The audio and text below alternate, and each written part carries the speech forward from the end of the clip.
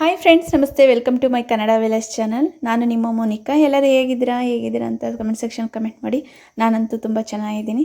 So ಇವತ್ತಿನ ವಿಡಿಯೋದಲ್ಲಿ ಇಸ್ಕಿಂಬೇಳೆ ಸಾಂಬಾರು ಹೇಗೆ ಮಾಡೋದು ಅಂತ ಹೇಳ್ಬಿಟ್ಟು ಈ ವಿಡಿಯೋದಲ್ಲಿ ತೋರಿಸ್ತೀನಿ.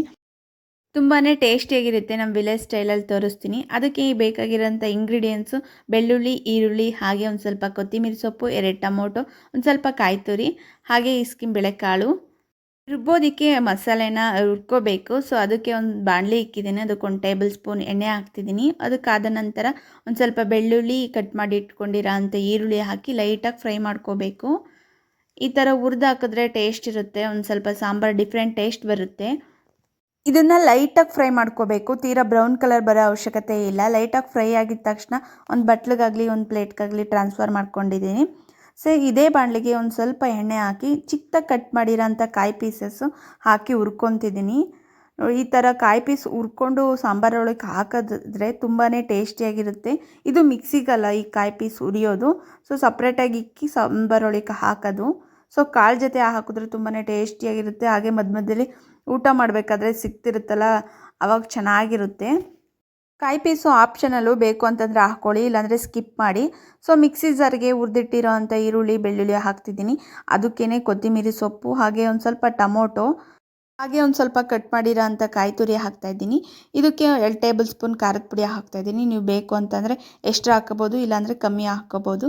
ಸೊ 2 ಟೇಬಲ್ ಸ್ಪೂನ್ ಖಾರದ ಪುಡಿ ಹಾಕಿದ್ರೆ ಇಲ್ಲಿ ಧನಿಯಾ ಪೌಡ್ರು ಮನೇಲಿ ಮಾಡಿರೋ ಅಂಥದ್ದು ಹೋಮ್ ಮೇಡು.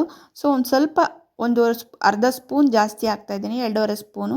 ಹಾಗೆ ಮನೆಗೆ ಮಾಡಿರೋಂಥ ಗರಂ ಮಸಾಲ, ಹಾಗೆ ಒಂದು ಸ್ವಲ್ಪ ನೀರು ಹಾಕಿ ಚೆನ್ನಾಗಿ ಪೇಸ್ಟ್ ಮಾಡ್ಕೋಬೇಕು ಇದನ್ನು.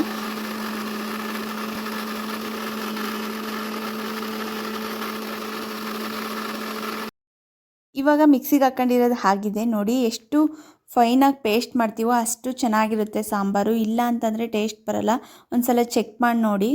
ಸೊ ಇವಾಗ ನಾನು ಒಂದು ತಪ್ಪಲಿಗೆ ಎಣ್ಣೆ ಹಾಕಿ ಇಡ್ತಾಯಿದ್ದೀನಿ ಕಾಯೋಕ್ಕೆ. ಒಗ್ಗರಣೆ ಹಾಕಬೇಕು ಸಾಂಬಾರಿಗೆ. ಸೊ ನೀವು ಇದು ಕುಕ್ಕರಲ್ಲಿ ಮಾಡಬೇಕು ಅಂತಂದರೆ ಕುಕ್ಕರಲ್ಲಿ ಮಾಡ್ಕೊಳ್ಳಿ. ನಾನು ತಪ್ಪಲೆಯಲ್ಲಿ ಮಾಡ್ತಾಯಿದ್ದೀನಿ. ಕುಕ್ಕರಲ್ಲಾದರೆ 1 ವಿಸಿಲ್ ಬೇಕು. 1 ವಿಸಿಲ್ ಬಂದಿದ ತಕ್ಷಣ ಆಫ್ ಮಾಡಬೇಕು. ಜಾಸ್ತಿ ಬೇಯಿಸೋಕ್ಕೆ ಹೋಗಬಾರ್ದು. ಎಣ್ಣೆ ಕಾದಿದೆ. ಇದಕ್ಕೊಂದು ಸ್ವಲ್ಪ ಸಾಸಿವೆ, ಕರ್ಬೇವಿನ ಸೊಪ್ಪು, ಕಟ್ ಮಾಡಿರೋಂಥ ಈರುಳ್ಳಿ ಹಾಕಿ ಲೈಟಾಗಿ ಫ್ರೈ ಮಾಡ್ಕೋಬೇಕು. ಇದಕ್ಕೇನೆ ಇಸ್ಕಿಟ್ಟಿರೋಂಥ ಇಸ್ಕಿಂಬೇಳೆ ಕಾಳು ಹಾಕಿ ಲೈಟಾಗಿ ಫ್ರೈ ಮಾಡ್ಕೊತಾ ಇದ್ದೀನಿ. ಇವಾಗ ಮಿಕ್ಸಿಗೆ ಹಾಕಿರೋಂಥ ಪೇಸ್ಟನ್ನು ಹಾಕ್ತಾಯಿದ್ದೀನಿ. ಅವರೆಕಾಳನ್ನ ನಾನು ನೈಟೇ ನೆನಾಕಿಟ್ಟಿದ್ದೆ, ಬೆಳಗ್ಗೆ ಮಾಡ್ಕೊಳೋಣ ಅಂತೇಳಿ. ಇಲ್ಲ ನೈಟು ನೆನಾಕೋಕ್ಕಾಗಲ್ಲ ಅಂತಂದ್ರೆ ಡೇ ಟೈಮಲ್ಲಿ 3 to 4 ಅವರ್ಸ್ ಯಾವಾಗಾದರೂ ನೆನಾಕ್ಬೋದು. ಸೊ ಚೆನ್ನಾಗಿ ನೆಂದಷ್ಟು ಚೆನ್ನಾಗಿ ಬಿಡುತ್ತೆ ಸಿಪ್ಪೆ.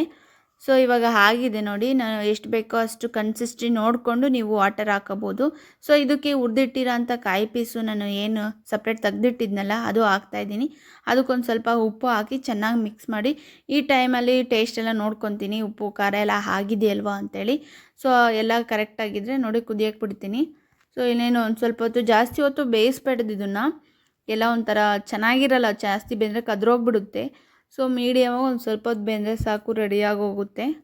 ರೆಡಿಯಾಗಿದೆ ನೋಡಿ. ಈ ಹದ ಇದ್ದರೆ ಸಾಕು, ಬೇಗ ಜಾಸ್ತಿನೂ ಬೇಯಿಸೋಕ್ಕೆ ಹೋಗಬೇಡಿ. ಸೊ ಬೆಂದಿದೆ, ಆಫ್ ಮಾಡ್ತೀನಿ. ಸೊ ರೆಡಿ ಆಗೋಯ್ತು ಸಾಂಬಾರು, ಇಸ್ಕಿಂಬೇಳೆ ಸಾಂಬಾರು. ಸೊ ತುಂಬ ಟೇಸ್ಟಿಯಾಗಿರುತ್ತೆ. ಈ ಥರ ಒಂದು ಸಲ ಟ್ರೈ ಮಾಡಿ. ಕಾಂಬಿನೇಷನ್ ಆಗಿ ಮುದ್ದೆ ಮಾಡ್ಕೊತೀನಿ, ತುಂಬ ಚೆನ್ನಾಗಿರುತ್ತೆ. ಸೊ ಒಂದು ಊಟ ಮಾಡೋತ್ತಾಗೆ 2 ಮುದ್ದೆ ಊಟ ಮಾಡ್ತಾರೆ ಈ ಥರ ಸಾಂಬಾರು ಮಾಡಿಟ್ರೆ. ಸೊ ಅಷ್ಟೇ ಇವತ್ತಿನ ವಿಡಿಯೋ. ಈ ವಿಡಿಯೋ ಇಷ್ಟ ಆದರೆ ಲೈಕ್ ಮಾಡಿ, ಶೇರ್ ಮಾಡಿ, ಸಬ್ಸ್ಕ್ರೈಬ್ ಮಾಡಿ. ಹಾಗೆ ನಿಮಗೆ ಯಾವ್ಯಾವ ರೆಸಿಪೀಸ್ ಬೇಕು ಅಂದರೆ do on the comment section.